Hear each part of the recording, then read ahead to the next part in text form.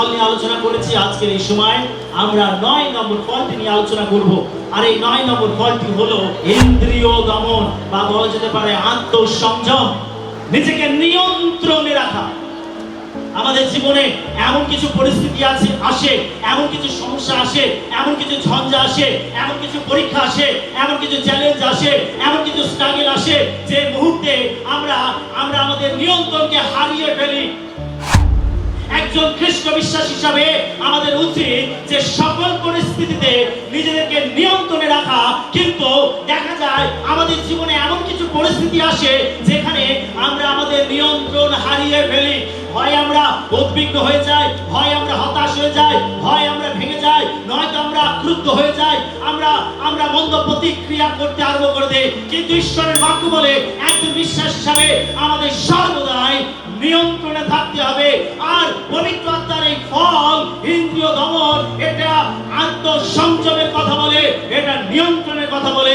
এই ফল যদি বিশ্বাসের জীবনে না থাকে, সে এই পার্থিব জীবনে, তার সংসারের জীবনে, এই জাগতিক জীবনে সে কখনো তার জীবনকে নিয়ন্ত্রণে রাখতে পারবে না। সে তার জীবনে ঈশ্বরের মহিমাকে প্রকাশ করতে পারবে না। সেজন্য এই ইন্দ্রিয় দমন, এই আত্মসংযমের ফল প্রত্যেকটা বিশ্বাসীর জন্য একইভাবে গুরুত্বপূর্ণ। যেভাবে বাকি 8টি ফল গুরুত্বপূর্ণ, ঠিক একইভাবে এই 9 নম্বর ফলটিও বিশ্বাসের জন্য গুরুত্বপূর্ণ। হালেলুয়া। আমরা যখন প্রত্যেকদিন একটি একটি করে ফল আমরা আলোচনা করছিলাম, ধ্যান করছিলাম, আর সত্যি আমি মর্মে উপলব্ধি করছিলাম যে প্রত্যেকটা ফল বিশ্বাসী জীবনে কতটা প্রয়োজন। যদি বিশ্বাসী জীবনে এই আত্মিক ফলগুলো না থাকে, একটি বিশ্বাসী কখনো দৃঢ় হয়ে প্রভুতে স্থির থাকতে পারে না, কখনো তার জীবন দিয়ে ঈশ্বরের মহিমা করতে পারে না, সে তার বিশ্বাসের জীবনকে তুলে ধরতে পারে না। যদি এই ফলগুলো তার জীবনে না থাকে, তাহলে একজন বিশ্বাসী প্রত্যেকটা পদে পদে সে হোঁচট খাবে, ব্যর্থ হবে, ঈশ্বরের অগৌরব করবে। কি আপনি কি এটা অনুভব করেছেন?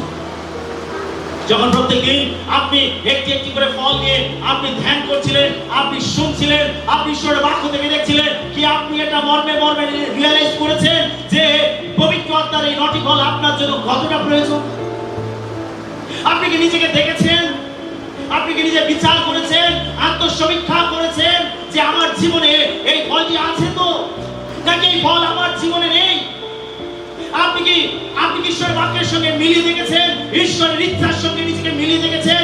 আপনি কি নিজেকে আত্মসমীক্ষা করে দেখেছেন যে সত্যি এই ফলটি আপনার জীবনে আছে কিনা? যদি না থাকে, আপনি কি তার জন্য আকাঙ্ক্ষিত হয়েছেন? আপনি কি অনুতাপ করেছেন? আপনি প্রভুর কাছে কি বিনতি করেছেন যে প্রভু, এই ফলটি আমার জীবনে ঘাটতি আছে, আজকে আমি তোমার কাছে ফলটি চাই? আপনি কি এইভাবে আপনার আত্মস্বর প্রভুর কাছে তুলে ধরেছেন? আপনি কি আপনার বিরতি প্রভুর কাছে তুলে ধরেছেন, নাকি আপনি তা করেননি? বাকি 8টি ফলের মতো এই 9 নম্বর ফলটি একইভাবে গুরুত্বপূর্ণ। পবিত্র আত্মার ফল বিষয়ক আলোচনা আজকের আমাদের শেষ দিন, অর্থাৎ একেবারে শেষ ফলটি হলো ইন্দ্রিয় দমন। আমরা আজকে নিয়ে 9 দিন যাবত আমরা 9টি ফল নিয়ে আলোচনা করছি। আর আজকে এই 9টি ফলের শেষ দিন, অর্থাৎ শেষ ফল নিয়ে আমরা আলোচনা করছি। আমরা প্রতিটি ফল নিয়ে আলোচনা করতে গিয়ে দেখেছি যে পবিত্র আত্মার ফলগুলো হলো যিশুর মতো আরো বেশি হয়ে ওঠার কথা বলে। এরপর বিশ্বাসীদের জন্য প্রার্থনা করতে, তারা যেন প্রত্যেকে খ্রিস্ট যিশুর মতো হতে পারে। আজকের আপনার প্রার্থনার বিষয় কি? আপনি কি প্রার্থনা করেন? আপনি কি শুধু এটা প্রার্থনা করেন, প্রভু আমার এইটা প্রয়োজন, ওইটা প্রয়োজন, আমি অসুস্থ, আমার পরিবারের এটা প্রয়োজন, এইটা ঘাটতি, আমাকে এটা দাও? আপনি কি শুধু এইগুলো প্রার্থনা করেন, নাকি আপনি প্রার্থনা করেন প্রত্যেকদিন যে প্রভু আমি তোমার মতো হতে চাই? আপনার প্রার্থনার বিষয় কি? প্রিয় মণ্ডলী, প্রিয় বিশ্বাসী, আপনার প্রার্থনার বিষয় কি? আপনি কি শুধু আপনার প্রয়োজনের জন্য ঈশ্বরের কাছে আসেন, নাকি আপনি খ্রিস্টের মতো হতে চান? আজকে আপনি নিজেকে যাচাই করে দেখুন, আপনার হৃদয়ের আকাঙ্ক্ষা কি? একজন খ্রিস্ট বিশ্বাসী সেই যে যিশুর মতো হতে চাইবে, সেই হবে প্রকৃত খ্রিস্ট বিশ্বাসী। আর আপনি জেনে রাখুন, আগামী দিন যেভাবে এগিয়ে আসছে, যে খ্রিস্টের মতো হতে পারবে না, সে বিশ্বাসে দাঁড়িয়ে থাকতে পারবে না। আপনি লিখে রেখে দিন এই কথাটি। বিশ্বাসী পড়ে যাবে, বিশ্বাসী সরে যাবে, বিশ্বাসী হারিয়ে যাবে, বিশ্বাসী প্রভুর থেকে দূরে চলে যাবে যদি সে যিশুর মতো না হতে পারে। ঈশ্বর এই জন্য আমাদের জীবনে চ্যালেঞ্জ আনে, এই জন্য আমাদের জীবনে পরীক্ষা আনেন, যেন আমরা প্রত্যেকে যিশুর মতো হতে পারি। আজকে আপনার প্রার্থনার বিষয় হওয়া উচিত যে প্রভু আমি যিশুর মতো হতে চাই, আমাকে যিশুর মতো করো, যিশুর মতো গুণ, যিশুর মতো স্বভাব, যিশুর মতো চরিত্র, যিশুর মতো কথাবার্তা আমি লাভ করতে চাই। প্রভু আমাকে যিশুর মতো করো, যেন লোকেরা আমার মধ্যে যিশুকে দেখতে পায়। প্রভু দেখতে চান আপনার মধ্যে যিশুকে, পিতা ঈশ্বর দেখতে চান আপনার মধ্যে তার প্রিয় পুত্রকে। আজকে আপনার বিরতি কি? আজকে আপনার আর্তনাদ কি? শুধু জাগতিক বিষয়, প্রভু এটা দাও, এটা দাও, সেটা দাও, নাকি আপনি প্রভুর মতো হওয়ার জন্য আপনি প্রার্থনা করেন পিতার কাছে? Hallelujah, hallelujah. যিশু তার জীবনে পবিত্র আত্মার ফল নিখুঁতভাবে প্রদর্শন করেছিলেন। তাই যখন আপনি এই পবিত্র আত্মার ফলে বৃদ্ধি পান, তখন আপনি তার মতো আরো বেশি হয়ে ওঠেন। আমেন। আপনি কি কখনো নিজের জীবনের দিকে তাকিয়ে এই প্রশ্নটি করেছেন, আপনার জীবনের দায়িত্বে কে বা কি আছে? আপনি কখনো এই প্রশ্নটি করেছেন, আপনার জীবনের দায়িত্বে কে বা কি আছে? আপনি কি কখনো এই প্রশ্নটি নিজেকে করেছেন? আপনি কি বলবেন আপনার জীবন নিয়ন্ত্রণে আছে নাকি নিয়ন্ত্রণের বাইরে আছে? আপনি কি এটা বলবেন? আপনি ভালো করে জানেন যে আপনার জীবন নিয়ন্ত্রণে আছে কিনা। আপনি এটা ভালো করে জানেন আপনার জীবন নিয়ন্ত্রণে আছে কিনা, নাকি আপনি লাগাম ছাড়া জীবন যাপন করছেন। আত্মসংযমের অর্থ হলো নিজের শরীর কামনা বাসনার উপরে ক্ষমতা থাকা, নিজের শরীরের কামনা বাসনার উপর ক্ষমতা থাকা। আমাদের প্রত্যেকের জীবনে কামনা বাসনা আছে। আমাদের মাংস আমাদের আত্মার বিরুদ্ধে নিয়ে যায়। সেই জন্য বাইবেল বলছে আত্মা মাংসের বিরুদ্ধে এবং মাংস আত্মার বিরুদ্ধে সর্বদা দ্বন্দ্ব করছে। সবসময় একটা যুদ্ধ আমাদের মধ্যে চলছে। হয় আত্মা সে নিজেকে জয় করার চেষ্টা করছে, আর না হয় মাংস সে নিজেকে জয় করার চেষ্টা করছে। সেটা গালাতীয় পত্র 5 অধ্যায় পাঠ করলে আপনি দেখতে পাবেন, সেখানে দ্বন্দ্বের কথা লেখা রয়েছে।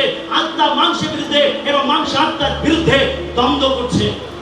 আপনার জীবনের সব থেকে বড় শত্রু, আপনার আত্মিক জীবনের সব থেকে বড় শত্রু হচ্ছে আপনি নিজে। আপনার রক্ত মাংসের দেহ আপনার আত্মিক জীবনের সব থেকে বড় শত্রু।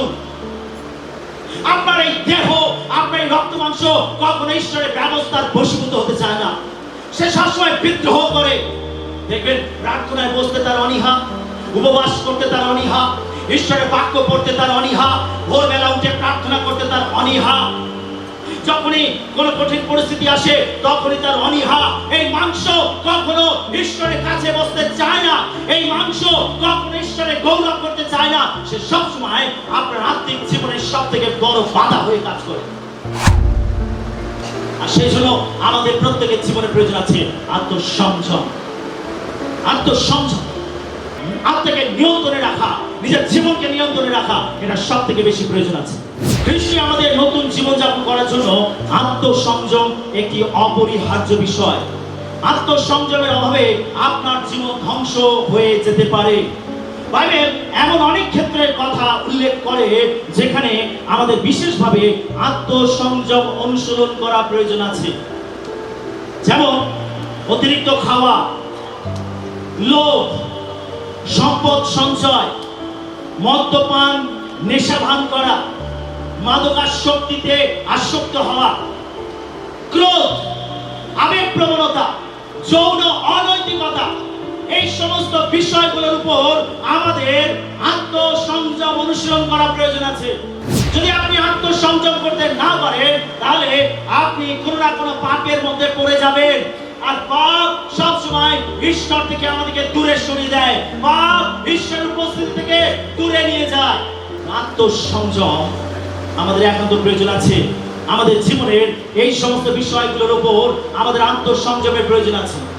আত্মসংযমের অভাব বহু মানুষের জীবন ধ্বংস করে দিয়েছে। বলা হয়ে থাকে এমন মানুষ মানুষ আছেন যারা সেনাবাহিনী পরিচালনা করেন কিন্তু নিজেদের পরিচালনা করতে পারেন না, এরকম একটা কথা বলা হয়ে থাকে। এমন কেউ আছে যে সেনাবাহিনী পরিচালনা করেন কিন্তু নিজেকে নিয়ন্ত্রণ করতে পারে না। অনেক সময় সে নিজেকে নিয়ন্ত্রণ করতে পারে না, আত্মসংযম করতে পারে না। এটা ঠিক এইরকম একজন ব্যক্তির মতো যে সেনাবাহিনীকে পরিচালনা করছে, কোথায় যুদ্ধে যাবে, কোথায় কি প্রস্তুতি নেবে, কোথায় কি প্রশিক্ষণ নেবে, সে সেনাবাহিনীকে নেতৃত্ব দিচ্ছে কিন্তু নিজেকে নিয়ন্ত্রণে রাখতে পারছে না। যার মধ্যে আত্মসংযম নেই, আত্মা ইন্দ্রিয় দমন করার ক্ষমতা নেই, সেই ব্যক্তিটি ওই রকম ব্যক্তির মতো যে সেনাবাহিনীকে নেতৃত্ব দিচ্ছে, পরিচালনা দিচ্ছে কিন্তু নিজেকে নিয়ন্ত্রণ করার ক্ষমতা তার হাতে নেই। আমাদের সকলেরই আত্মসংযমে উন্নতি করা প্রয়োজন। তাই আসুন আমরা এই গুরুত্বপূর্ণ ফলটি নিয়ে আরো গভীরভাবে আলোচনা করি। আমরা 1 নম্বর পয়েন্ট দেখব, আত্মসংযম ও ঈশ্বর। প্রথমত আমরা দেখব আত্মসংযম ও ঈশ্বর সম্বন্ধে বাইবেল আমাদের কি বলে। আমরা দেখেছি যে আত্মার প্রত্যেকটি ফলের ক্ষেত্রে আমরা সর্বদা ঈশ্বরকে দিয়েই শুরু করি, কারণ আত্মার ফলগুলো তার চরিত্রের সঙ্গে সম্পর্কিত। আমরা প্রত্যেকটা ফল শুরু করার সময় আমরা দেখেছি যে প্রত্যেকটা ফল হলো ঈশ্বরের চরিত্রের সঙ্গে সম্পর্কিত। প্রত্যেকটা ফল আমরা যা কিছু আলোচনা করছি, প্রত্যেকটা ফল ঈশ্বরের চরিত্রের কেন্দ্রবিন্দুতে আছে। অর্থাৎ এই ফলগুলো বাদ দিয়ে কখনো ঈশ্বর সম্পূর্ণ হতে পারে না। তাহলে প্রত্যেকটা ফল ঈশ্বরের মধ্যে রয়েছে, ঈশ্বরের মধ্যে থেকেই প্রত্যেকটা ফলের উদয়, উৎস, উৎপত্তি। আত্মসংযম এই ইন্দ্রিয় দমন ফলটিও ঈশ্বরের চরিত্রের সঙ্গে, গুণের সঙ্গে সম্পর্কিত। ঈশ্বর সর্বভৌম এবং সকল কিছুর নিয়ন্ত্রক। ঈশ্বরই হলেন সব কিছুর নিয়ন্ত্রক। প্রথমত বাইবেল আমাদের বলে যে ঈশ্বর সর্বভৌম এবং সমস্ত কিছুর নিয়ন্ত্রক, তিনি সব কিছুকে নিয়ন্ত্রণ করেন। বাইবেল আমাদেরকে বলে যে ঈশ্বর সব কিছুকে নিয়ন্ত্রণ করেন, আর তাই সবকিছু ঠিকভাবে চলছে। এই পৃথিবী ঠিকভাবে চলছে, এই বিশ্ব ব্রহ্মাণ্ড ঠিকভাবে চলছে, সমস্ত কিছু ঠিকভাবে চলছে। তার কারণ ঈশ্বর হলেন সবকিছুর নিয়ন্ত্রক, ঈশ্বর সবকিছুকে নিয়ন্ত্রণ করছে। একটু জোরে বলি হালেলুয়া। আমাদের মতো ঈশ্বরের আত্মসংযমের প্রয়োজন নেই, কারণ তিনি ইতিমধ্যে সবকিছু নিয়ন্ত্রণ করে চলেছেন। আমাদের আত্মসংযমের প্রয়োজন আছে, কিন্তু ঈশ্বরের আত্ম নিয়ন্ত্রণ করার প্রয়োজন নেই, আত্মসংযম করার প্রয়োজন নেই। আমেন। আমরা ইফিসীয় তার 1:11 বলতে, তাহাইতে করা যাইবে যাহাতে আমরা ঈশ্বরের অধিকার স্বরূপ ও হইয়াছি। বাস্তবিক যিনি সকলেই আপন ইচ্ছার মন্ত্রানুসারে সাধন করেন, তাহার সংকল্প অনুসারে আমরা পূর্বে নিরূপিত হইয়াছিলাম। ফিলিপিও 3:20-21 পদ দেখব। কারণ আমরা সর্বমূলীর প্রজা, আর তথা হইতে আমরা ত্রাণকর্তার প্রভু যীশু খ্রিস্টের আগমন প্রতীক্ষা করিতেছি। তিনি আমাদের দীনতার দেহকে রূপান্তর করিয়া নিজ প্রতাপের দেহের সমরূপ করিবেন, যে কার্যসাধক শক্তিতে তিনি সকলেই আপনার বশীভূত করিতে পারেন, তাহারই গুণে করিবেন। ঈশ্বর যেমন নিখুঁত, প্রেম, আনন্দ, শান্তি এবং আত্মার অন্যান্য সমস্ত ফলের ঈশ্বর, ঠিক তেমনই তিনি নিখুঁত ভাবে আত্মসংযমেরও ঈশ্বর। তিনি সব কিছুকে নিয়ন্ত্রণ করেন। তিনি যা কিছু করেন তার সব কিছুর পিছনে তার উদ্দেশ্য থাকে, এবং তিনি কখনো নিয়ন্ত্রণের বাইরে যান না। তিনি যা কিছু করেন তিনি সব কিছুর পিছনে পরিকল্পনা করেন এবং তিনি সব কিছুকে নিয়ন্ত্রণ করেন। যেখানে পরিকল্পনা আছে সেখানে নিয়ন্ত্রণ আছে। ঈশ্বর যা কিছু করেন তিনি আগে পরিকল্পনা করেন এবং তারপর তিনি কাজ করেন, আর সেই জন্য সব কিছু তার নিয়ন্ত্রণের মধ্যে আছে। তিনি পবিত্র ও ধার্মিকতায় নিখুঁত। তিনি পবিত্র বা পবিত্রতায় এবং ধার্মিকতায় তিনি নিখুঁত। ঈশ্বরের ক্রোধ হলো পাপের বিরুদ্ধে তার সংযত ও ধার্মিক রোষ। আমরা অনেক সময় দেখতে পাই যে ঈশ্বর ক্রোধ করেছেন। আমরা যিশুকে দেখতে পাই যে যিশু ক্রোধ করেছেন। অনেকে বলবেন, আরে যদি ঈশ্বর সবকিছুকে নিয়ন্ত্রণ করছেন, ঈশ্বর নিয়ন্ত্রণের মধ্যে আছেন, তাহলে ঈশ্বর কেন ক্রোধ করছেন? কেন ক্রোধের কথা লেখা রয়েছে? জানতে হবে, ঈশ্বরের ক্রোধ হলো পাপের বিরুদ্ধে এবং সংযত ও ধার্মিক রোষ। এটা হলো যে পাপের বিরুদ্ধে তার ক্রোধ, কিন্তু এই ক্রোধটা হচ্ছে ধার্মিক রোষ। এটা একটা ধার্মিক ক্রোধ, পাপের বিরুদ্ধে তার ক্রোধ। তিনি পাপকে সহ্য করতে পারেন না। তিনি পাপের দণ্ড দেন, তিনি পাপের শাস্তি দেন। তিনি সবকিছু সহ্য করতে পারেন, তিনি পাপকে সহ্য করতে পারেন না। পাপ হলো তার শত্রু। সেজন্য ঈশ্বর পাপের প্রতি ক্রোধ করেন, কিন্তু পাপীর প্রতি নয়। সেটা যিশু বলছেন, আমি পাপকে ঘৃণা করে কিন্তু পাপীকে ভালোবাসি। হালেলুয়া। পাপের প্রতি তার ক্রোধ আছে, এছাড়া তিনি ক্রোধ করেন না। পাপের বিরুদ্ধে ঈশ্বরের ক্রোধের অর্থ কি?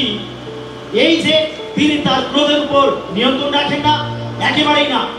ঈশ্বরের ক্রোধ হলো পাপের বিরুদ্ধে তার সংযত এবং ন্যায়সঙ্গত ক্রোধ। এটা হলো ন্যায়সঙ্গত ক্রোধ, এর মধ্যে ন্যায় আছে। ঈশ্বর যখন পাপের প্রতি ক্রোধ প্রকাশ করেন, তার মধ্যে ঈশ্বরের ন্যায় রয়েছে, তার মধ্যে তার ধার্মিকতা রয়েছে, তার মধ্যে তার পবিত্রতা রয়েছে। সেই জন্য তিনি পাপের প্রতি ক্রোধ প্রকাশ করেন।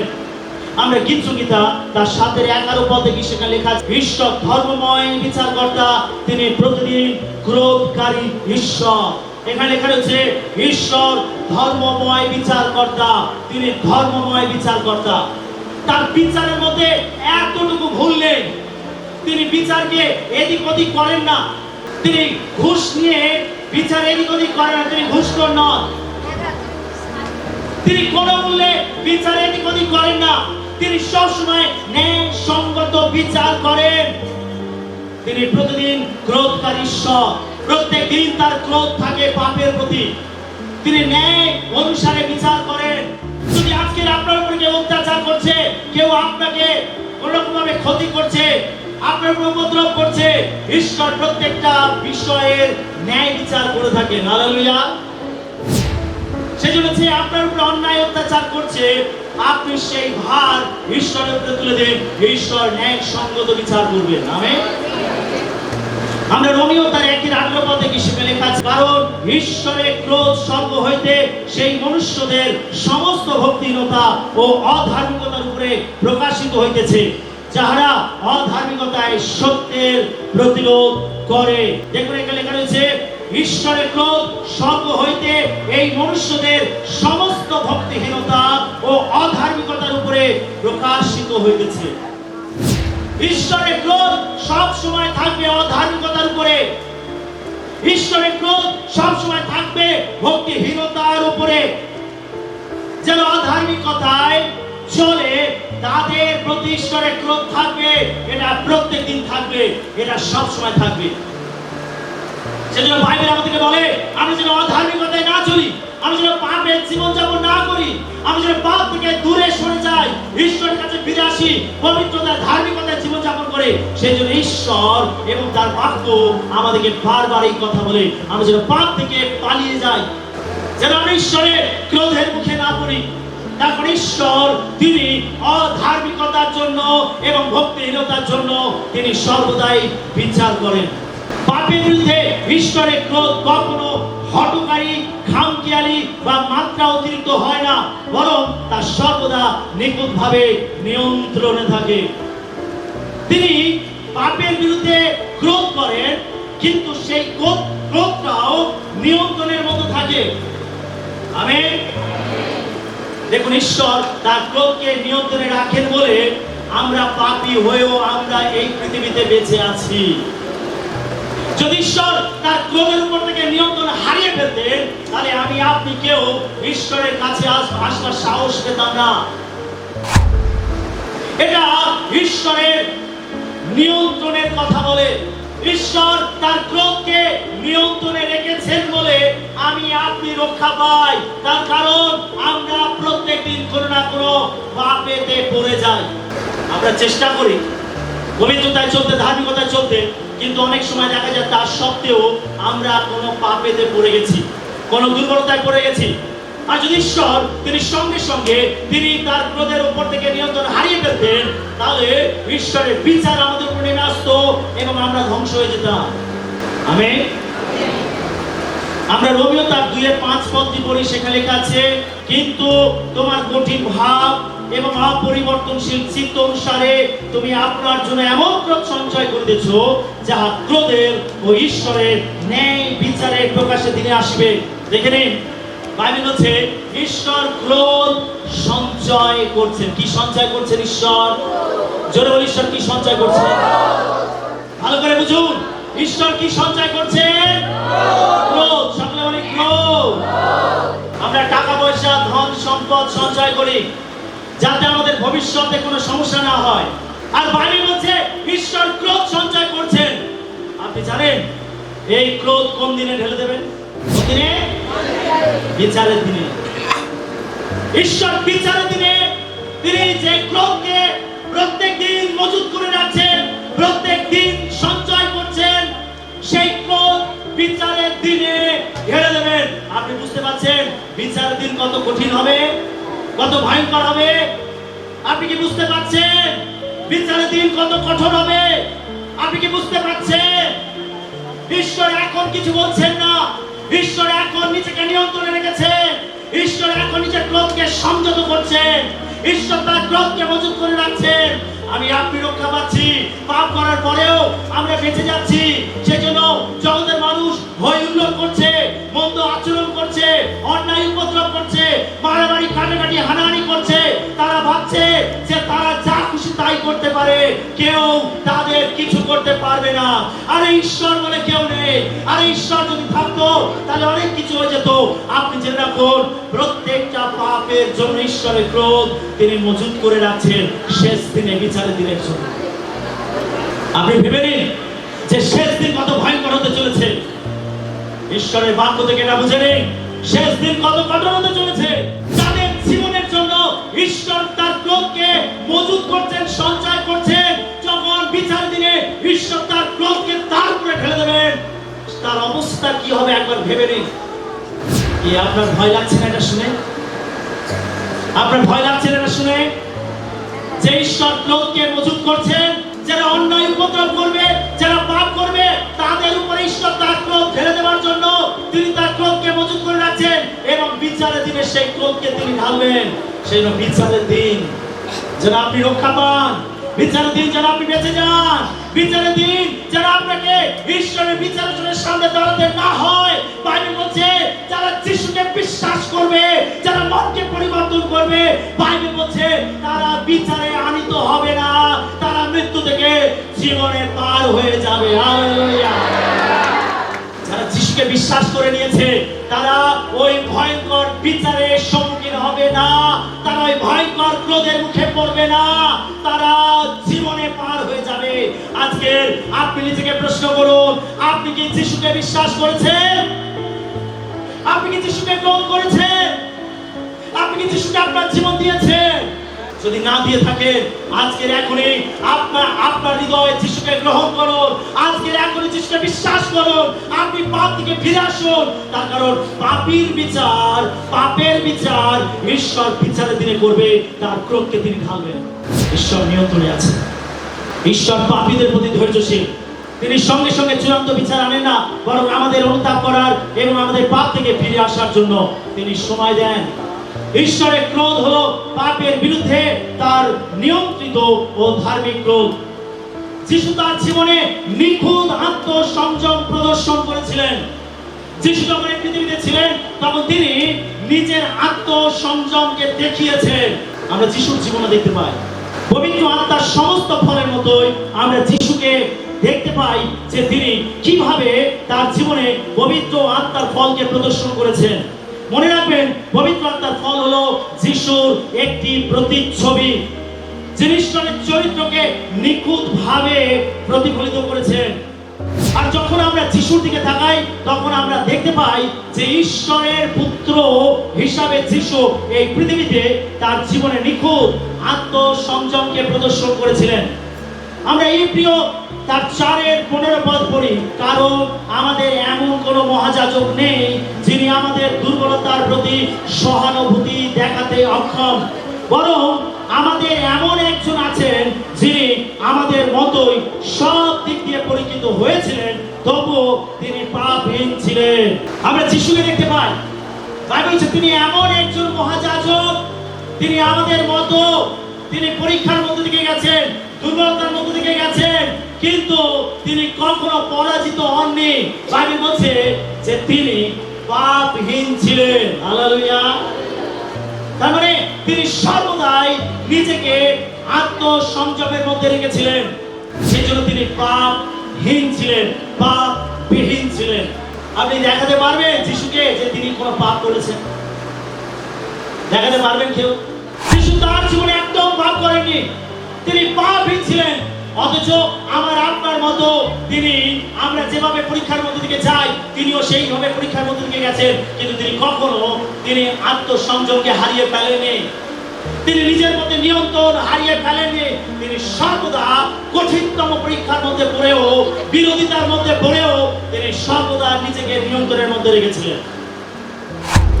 সেই জন্য আত্মসংযমের ক্ষেত্রে যিশু হলেন আমাদের কাছে সব থেকে জ্বলন্ত দৃষ্টান্ত, সব থেকে বড় উদাহরণ। হালেলুয়া। আমরা যদি প্রান্তরের মধ্যে দেখি, যখন যিশু শয়তান দ্বারা পরীক্ষিত হয়েছিলেন, আমি যদি মথি লিখিত সুসমাচার তার 4:1-11 পদ পড়ি, আর সেখানে আমরা দেখতে পাই যে যিশু শয়তান দ্বারা পরীক্ষিত হয়েছেন, কিন্তু আমরা সেখানে দেখতে পাই যিশু তার নিয়ন্ত্রণ হারিয়ে ফেলেনি।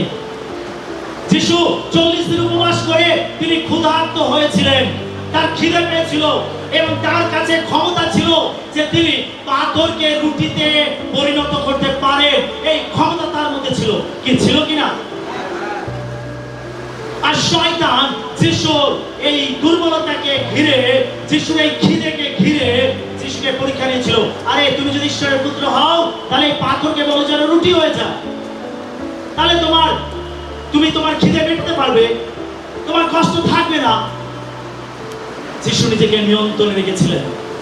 তিনি উত্তর দিয়েছিলেন, মনুষ্য কেবল রুটিতে বাঁচে না, কিন্তু ঈশ্বরের মুখ হইতে যে প্রত্যেক বাক্য নির্গত হয় তাহাতেই বাঁচে। হালেলুয়া। তিনি নিজেকে নিয়ন্ত্রণে রেখেছিলেন। তাকে নিয়ে গেল পর্বতের উপরে, আর পর্বতের উপরে নিয়ে গিয়ে তাকে বলছে তুমি এখান থেকে ঝাঁপিয়ে পড়ো, আর লেখা আছে যে দূতেরা তোমাকে হাতে করে ধরে নেবে আর তোমার কোনো আঘাত লাগবে না। যিশু উত্তর দিয়েছিলেন শয়তানকে, তুমি আপন ঈশ্বর প্রভুর পরীক্ষা করো না। তারপর শয়তান তাকে সমস্ত সাম্রাজ্য দেখিয়ে তাকে কি বলেছিল, এই সব কিছু আমি তোমাকে দেব, তুমি শুধু একবার আমাকে প্রণাম করো, তাহলে আমি এই সব কিছু তোমাকে দেব। যিশু কি অর্থ, সম্পদ, প্রভাব, প্রতিপত্তির প্রতি লোভিত হয়েছিলেন, লোভ করেছিলেন? না। যিশু উত্তর দিয়েছিলেন, তুমি কেবল আপন ঈশ্বর প্রভুকে প্রণাম করবে, কেবল তারই আরাধনা করবে। হালেলুয়া।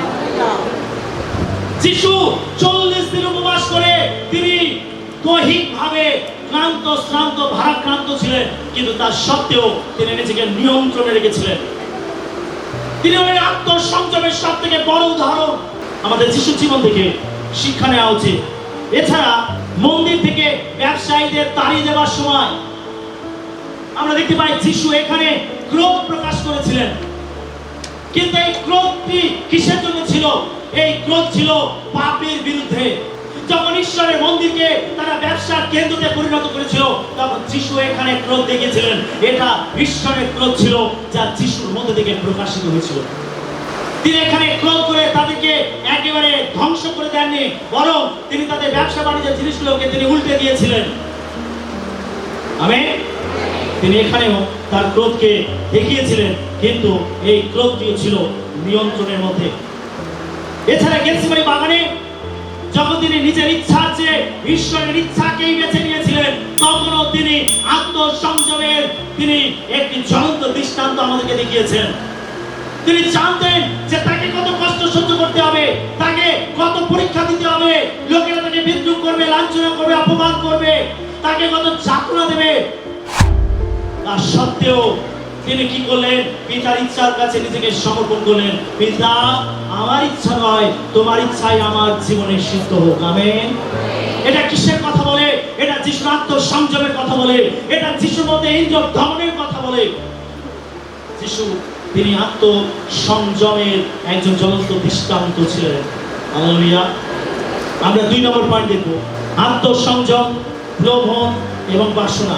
আমরা দেখেছি বাইবেল আত্মসংযম ও ঈশ্বর সম্বন্ধে কি বলে।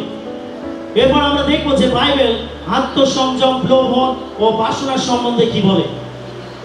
বাইবেল আমাদের বলে যে লোভনেরও সম্পর্ক আমাদের বাসনার সাথে সম্পর্কিত। বাসনা বলতে বলা যেতে পারে আপনার আকাঙ্ক্ষা। লোভন হলো আমাদের আকাঙ্ক্ষার সঙ্গে সম্পর্কিত। আমাদের মধ্যে অনেক উচ্চাকাঙ্ক্ষা থাকে, আর এই উচ্চাকাঙ্ক্ষাগুলো যখন চরম পর্যায়ে গিয়ে পৌঁছায় তখন আমরা প্রলোভনের মধ্যে পড়ি। বলা যেতে পারে যে এটা হলো প্রলোভন হলো পুরাতন পাপপূর্ণ বাসনার মাধ্যমে আপনাকে আক্রমণ করে। প্রলোভন হলো এমন একটা বিষয় যেটা আপনার পাপপূর্ণ বাসনার মাধ্যমে আপনাকে আক্রমণ করে। আমরা বিভিন্ন পরীক্ষার মধ্যে পড়ি। যদি আমরা দেখি ওই ব্যক্তিটির বাড়িটি খুব সুন্দর, ও আমাকে ওইরকম একটি বাড়ি বানাতে হবে।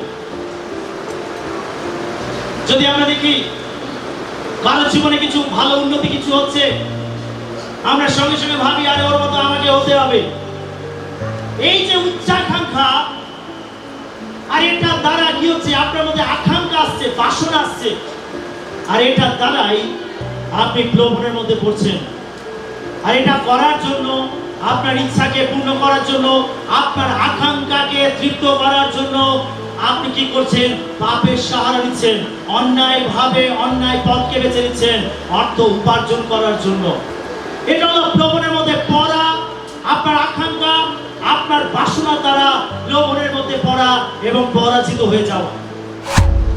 সেজন্য যাকব তার 1:13 থেকে 15 মধ্যে লেখা রয়েছে, পরীক্ষা সময়ে কেহ না বলুক, ঈশ্বর হইতে আমার পরীক্ষা হইতেছে। কেননা মন্দ বিষয় দ্বারা ঈশ্বরের পরীক্ষা করা যাইতে পারে না, আর তিনি কাহারও পরীক্ষা করেন না। কিন্তু প্রত্যেক ব্যক্তি নিজ কামনা দ্বারা আকর্ষিত ও প্ররোচিত হইয়া পরীক্ষিত হয়। পরে কামনা সগর্বা হইয়া পাপ প্রসব করে, এবং পাপ পরিপক্ব হইয়া মৃত্যুকে জন্ম দেয়।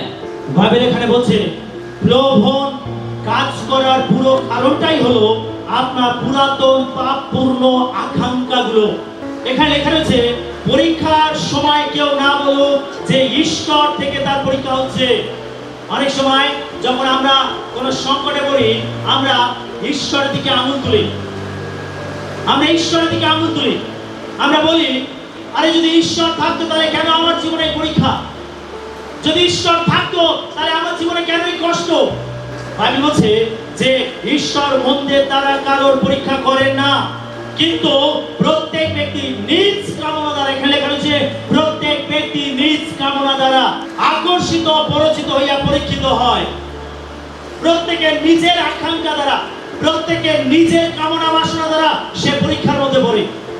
যখন আপনি পরীক্ষার মধ্যে পড়েন তখন আপনার এই পরীক্ষায় পড়ার পিছনে আপনার পুরাতন আকাঙ্ক্ষা, পুরাতন পাপপূর্ণ কামনা বাসনা কাজ করতে থাকে।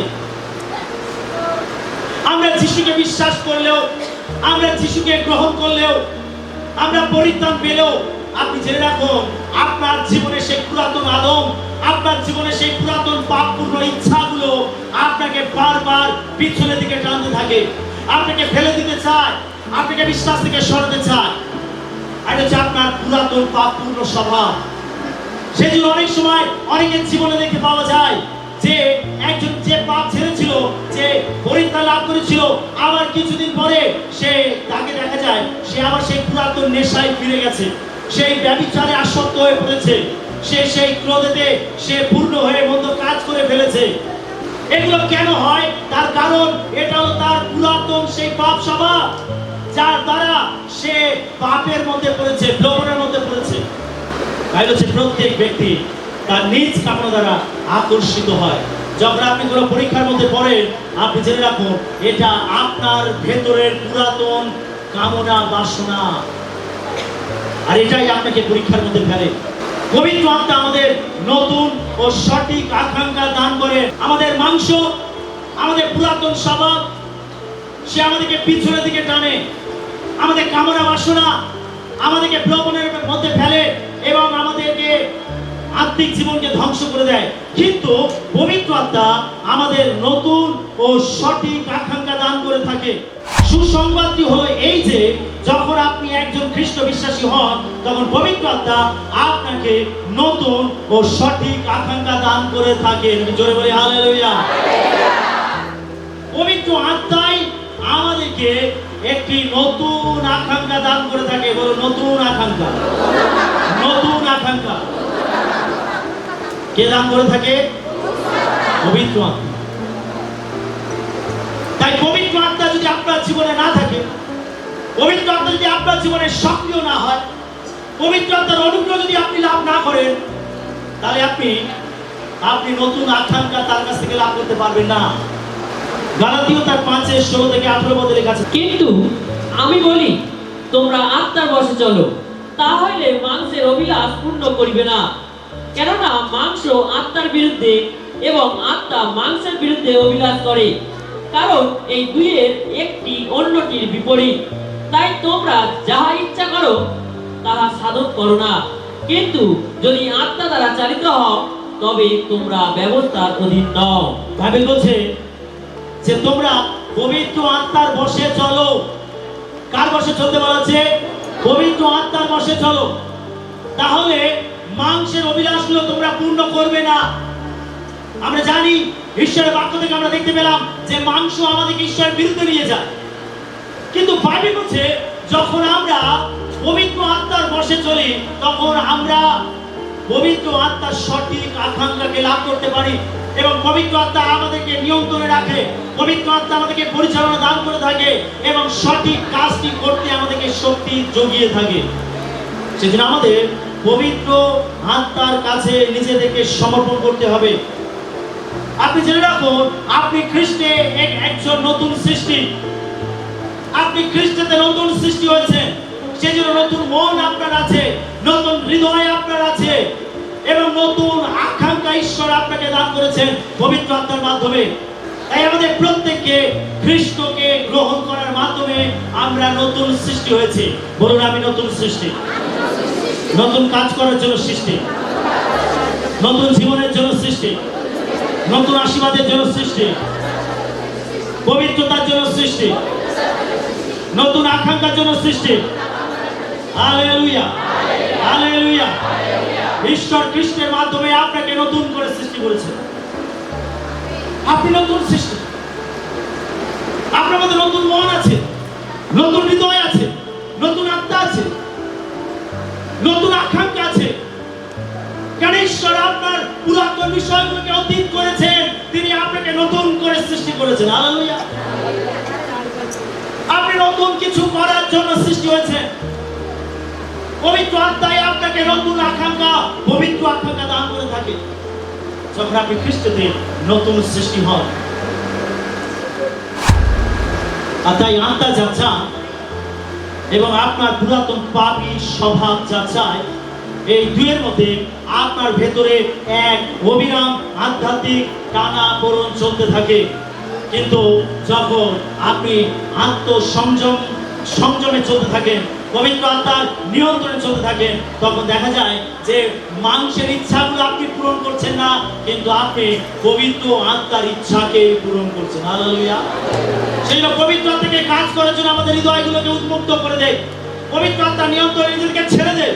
পবিত্র আত্মাকে বলি যে পবিত্র আত্মা, আমাকে তুমি নতুন আকাঙ্ক্ষা দাও, আমাকে তুমি নতুন ইচ্ছা দাও, আমার জীবনে তুমি নতুন কাজ করো, যেন পুরাতন সেই কামনা বাসনাগুলো, সেই পুরাতন পাপ স্বভাবগুলো আমার জীবনে কখনো সক্রিয় হতে না পারে। আমেন।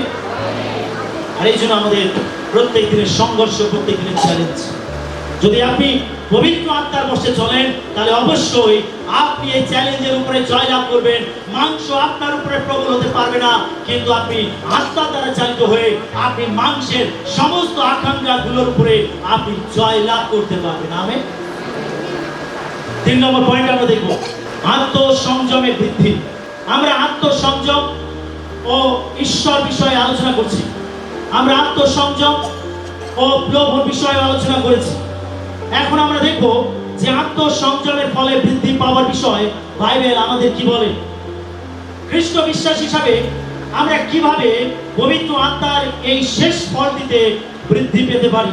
অর্থাৎ বৃদ্ধি পাওয়ার জন্য 1 নম্বর পয়েন্ট হচ্ছে আত্মসংযম অনুশীলন করুন। প্র্যাকটিস করা, অভ্যাস করা, আত্মসংযমকে অভ্যাস করা। যদি আপনি আত্মসংযম ফলে বৃদ্ধি পেতে চান, তাহলে আপনাকে আত্মসংযম অভ্যাস করতে হবে। অভ্যাস ছাড়া, অনুশীলন ছাড়া কোনো কিছুই বৃদ্ধি পেতে পারে না। আপনি আপনার জীবনে যেটাকে অনুশীলন করবেন, আপনি সেটাতেই বৃদ্ধি পাবেন।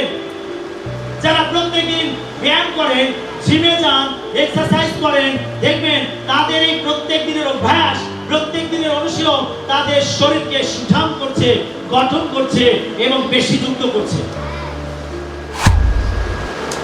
আপনি যেটাকে অনুশীলন করবেন, আপনি সেটাতে বৃদ্ধি পাবেন। আর সেই জন্য আপনাকে আত্মসংযম অনুশীলন করতে হবে, আর তবে আপনি আত্মসংযমে বৃদ্ধি পাবেন। শুনছি সকলে? সকলে আছেন আমার সঙ্গে? Hallelujah, hallelujah. আমরা হিতোপদেশ তার 25-28 পদ থেকে সেখানে লেখা আছে, যে আপন আত্মা দমন না করে সে এমন নগরে তুল্য যা ভাঙা গিয়াছে, যাহার প্রাচীর নাই। দেখুন বাইবেল বলছে যে আত্মা দমন না করে, তাকে কার সঙ্গে তুলনা করা হচ্ছে? একটা নগরের সঙ্গে। একটা নগরের সঙ্গে, এমন একটা নগর যে নগরের প্রাচীর নেই, যে আত্মাকে দমন করতে পারে না, যে আত্মাকে নিয়ন্ত্রণ করতে পারে না। বাইবেল তাকে একটি নগরের সঙ্গে তুলনা করা হয়েছে, এমন একটি নগর যে নগরের চারিদিকে প্রাচীর নেই। প্রাচীর কেন থাকে? কেন থাকে প্রাচীর? সুরক্ষা দেওয়ার জন্য। প্রাচীর থাকে সুরক্ষা দেওয়ার জন্য। আমরা বাইবেলের পুরাতন নিয়মে দেখতে পাই যে জেরুসালেমের চারিদিকে প্রাচীর ছিল। আর যখন শত্রু আক্রমণ করেছিল, তখন সেই প্রাচীরগুলোকে ভেঙে দিয়েছিল। আমরা নহিমিয়াকে দেখতে পাই, নহিমিয়াও এই ভেঙে যাওয়া প্রাচীরকে মেরামত করার জন্য তিনি জেরুসালেমে গেছিলেন। প্রাচীর নগরকে রক্ষা করে, সুরক্ষা দেয় বহিরাগত শত্রু থেকে, বিদেশি আক্রমণ থেকে। যে নগরের প্রাচীর যত মজবুত হবে, যত দৃঢ় হবে, যত উচ্চ হবে, সেই নগর তত বেশি সুরক্ষিত থাকবে। আর এটাই ছিল পুরাতন নিয়মের ব্যবস্থা। লোকেরা এটাকে ফলো করত। তারা তাদের নগরকে রক্ষা করার জন্য তাদের নগরের চারিদিকে তারা প্রাচীর দিত, বহিরাগত শত্রু থেকে রক্ষা পাওয়ার জন্য। আর বাইবেল বলছে যে আত্মাকে নিয়ন্ত্রণ করতে পারে না, সে ওই নগরের মতো যে নগরের চারিদিকে কোনো প্রাচীর নেই। তার মানে যে কোনো সময়, যে কোনো মুহূর্তে শত্রু তাকে আক্রমণ করবে, তার বিপক্ষ তাকে আক্রমণ করবে এবং তাকে ধ্বংস করে দেবে। আপনার শত্রু হলো শয়তান, আপনার শত্রু হলো আপনার জীবনের কামনা বাসনা।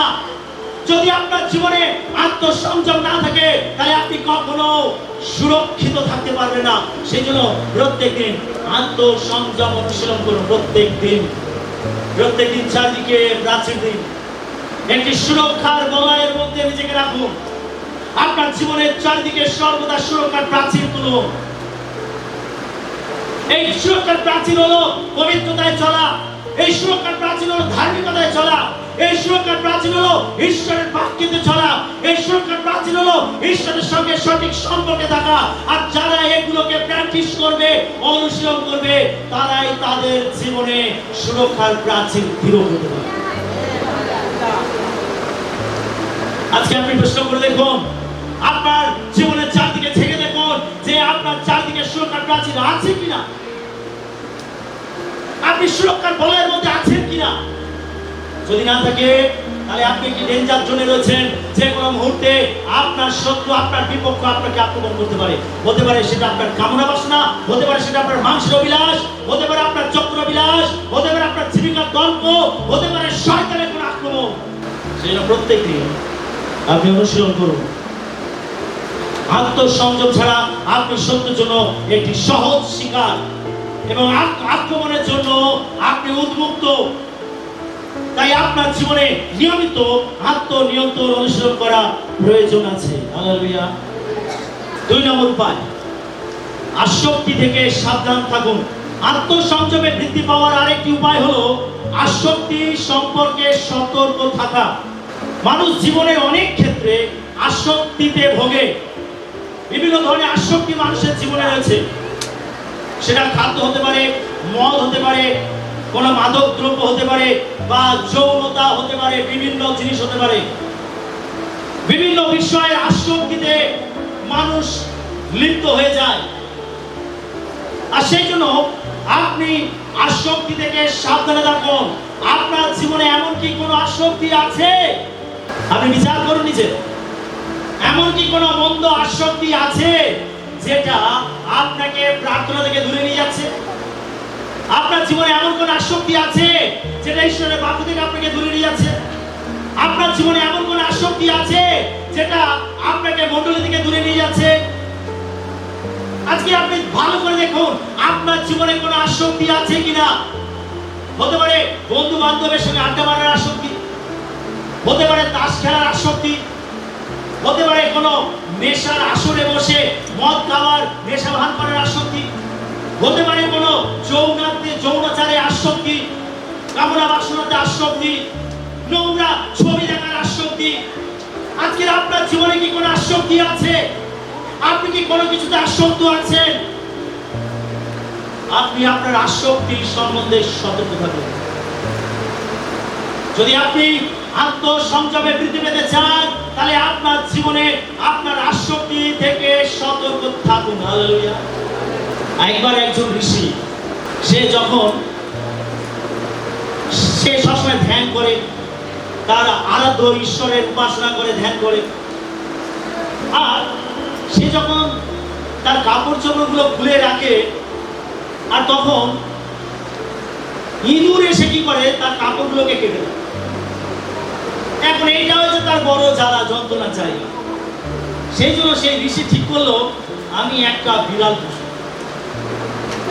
আর সে একটা বিড়াল নিয়ে আসলো। আর সেই বিড়াল আনতে, ঠিক আছে, সেই ইঁদুরটা আর জ্বালাতন করতে পারছে না। এখন বিড়ালের দুধের প্রয়োজন। এখন এর বাড়ি ওর বাড়ি তার বাড়ি একটু একটু করে দুধ নিয়ে আসে, এসে বিড়ালটাকে খাওয়ায়। এখন এইটা তার প্রত্যেক দিনের একটা বড় সমস্যায় দাঁড়িয়েছে। এখন সে তার শিষ্যদের সঙ্গে আলোচনা করছে, তার শিষ্যরা তাকে পরামর্শ দিচ্ছে, আপনি এক কাজ করুন, আপনি একটা গরু পুষুন, তাহলে আপনাকে ওর বাড়িতে আর দুধ চাইতে যেতে হবে না। বলে হ্যাঁ, এটা ভালো বিষয়, ঠিক আছে, সে গরু পুষুন। এবার যখন গরু পুষো, তখন প্রত্যেকদিন তার খড়ের প্রয়োজন, বিচালির প্রয়োজন। এর বাড়ি ওর বাড়ি তার বাড়ি, যারা চাষবাস করছে তার বাড়িতে গিয়ে খড় বিচালি সে ধার চেয়ে নিয়ে আসছে। কতদিন চলবে এভাবে? তার শিষ্যরা তাকে পরামর্শ দিল, এবারে আপনি কি করবেন? ধান চাষ করবেন।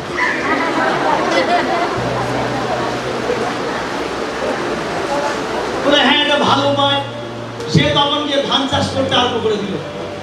আর এইভাবে আস্তে আস্তে আস্তে সে আসক্তি থেকে আসক্তিতে এমন ভাবে ডুবে গেল যে সে তার পূজা অর্চনা করা, আরাধনা করা, উপাসনা করা সবকিছু ভুলে গেল। আপনি যখন কোনো কিছুতে আসক্ত হয়ে পড়বেন, আপনি জেনে রাখুন আপনি ঈশ্বর থেকে হারিয়ে যাবেন, আপনি প্রার্থনা থেকে হারিয়ে যাবেন।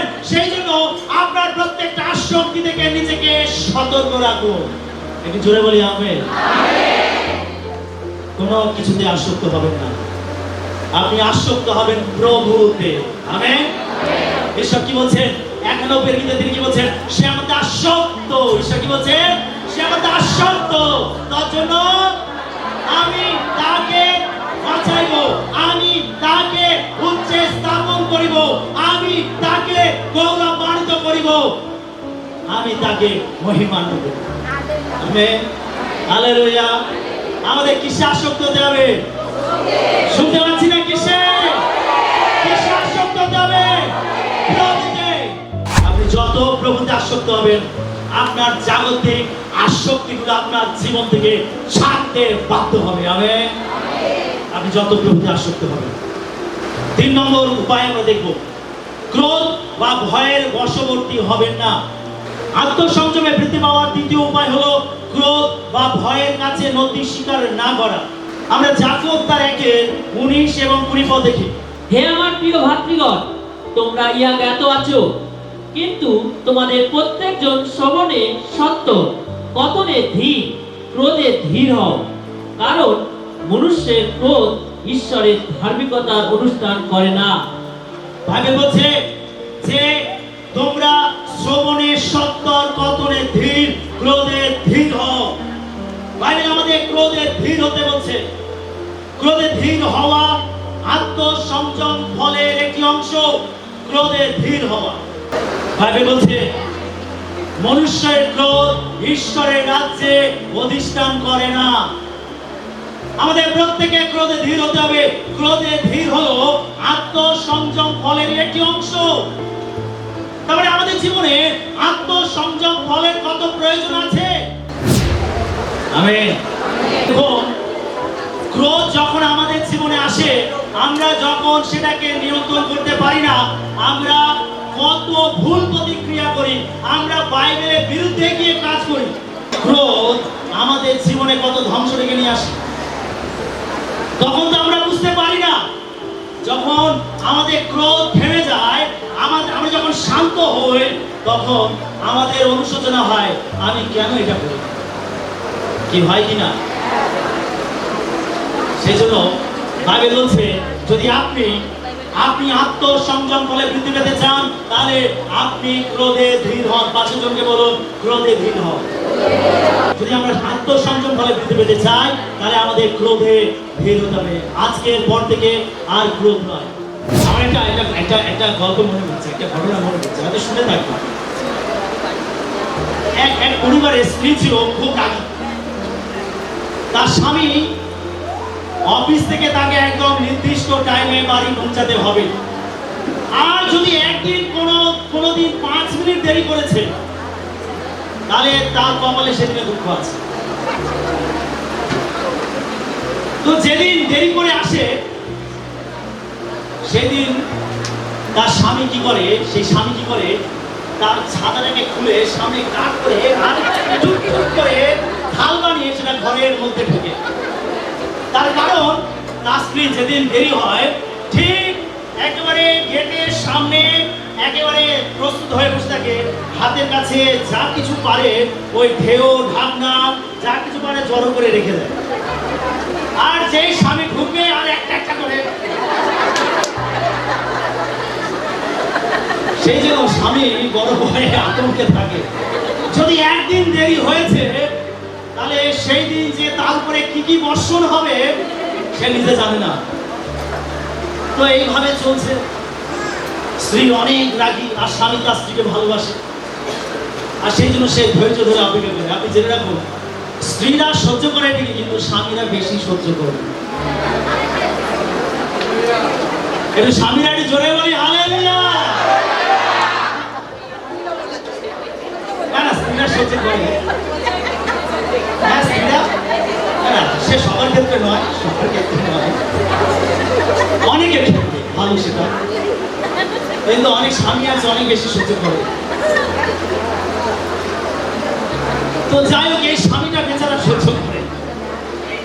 তো একদিন স্বামীর কোনো একটা কাজেতে এমন ভাবে ফেসে গেছে যে সেই দিনে তার 1 ঘন্টা দেরি হয়ে গেছে। আপনি বুঝতে পারছেন, 1 ঘন্টা ধরে স্ত্রীর মধ্যে টকবক করছে তার রাগ। মানে 5 মিনিট দেরি করে, 10 মিনিট দেরি করলে ছোটখাটো ঢিল পড়বে, আর সেদিন 1 ঘন্টা দেরি করেছে মানে গোলা পড়বে। সে সবকিছু ঢেউ, ঢাকনা সবকিছু চারদিকে জড়ো করে বসে আছে।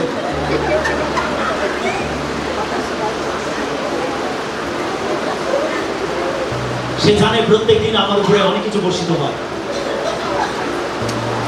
তো এইভাবে একটার পর একটা দিন তার কাটে। আর একদিন তার 1 ঘন্টা দেরি হয়েছে, কাজে ফেসে গেছে। সেদিনে যখন সে বাড়ি ফিরছে, সে ছাতাটা টানিয়েছে, আর ওইভাবে টানিয়ে ঢাল করে আর চুপ চুপ করে ঘরে ঢুকছে। এবারে কি বলবো। কিন্তু ঈশ্বরের ধন্যবাদ হোক, সেই দিনে তার উপরে কিছু বর্ষিত হয়নি। যায় না? সেই দিনে তার স্বামী ছাতাটা একটু করে সরিয়ে দিচ্ছে, তার স্ত্রী বসে আছে তো। সব কিছু ঠিক আছে তো, দেখছে হ্যাঁ তার স্ত্রী বসে আছে, অথচ কিছু ছুটছে না। তখন সে ছাতাটাকে বন্ধ করে তার স্ত্রীর সামনে গিয়ে তাকে বলছে, আরে তুমি সুস্থ আছো তো, তুমি ঠিক আছো তো? বলছে হ্যাঁ আমি ঠিক আছি। বলছে তাহলে তুমি আমাকে কিছু ছুঁড়ে মারলে না কেন? বলছে জানো, ওই পাশের বাড়ি একজন দিদি এসে আমাকে যিশুর কথা বলেছে,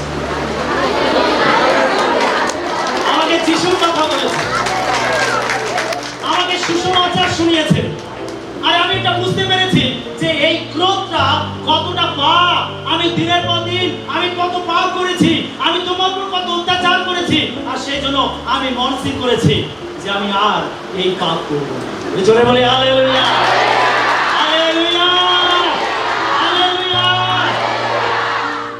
তার মধ্যে সেই দিনে আত্মসংযম ফল এসেছিল তার জীবনে, আর সেই জন্য এই ক্রোধ থেকে তার স্ত্রী রক্ষা পেয়েছিল এবং সেই পরিবারটা রক্ষা পেয়েছিল। আমেন। সেই জন্য ক্রোধ থেকে আমাদের বাঁচতে হবে এবং শেষ উপায়, আর সেটা কি? প্রার্থনা। শেষ উপায় কি? যদি আমরা ক্রোধ থেকে আমরা বাঁচতে চাই, যদি আমরা আত্মসংযম করতে চাই, তাহলে আমাদের শেষ উপায় কি? প্রার্থনা। আমাদের প্রার্থনা করতে হবে।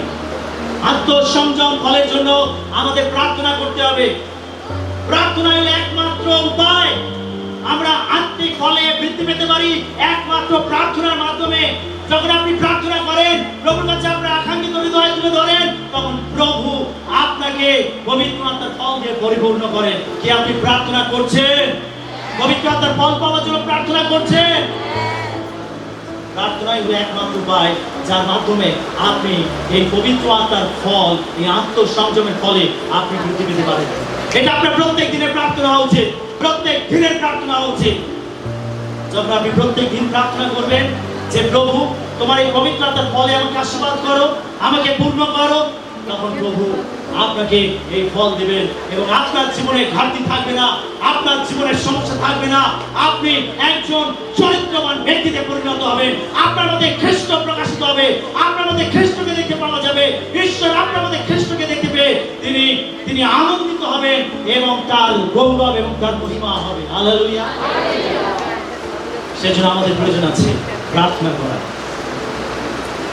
আসলে আমরা এই সময় পবিত্র আত্মার এই ফলটি, যে 9টি ফল আমরা 9 দিন ধরে শুনলাম, আজকের দিন পর্যন্ত আসলে এই 9টি ফল নিয়ে আমরা প্রার্থনা করি প্রভুর কাছে।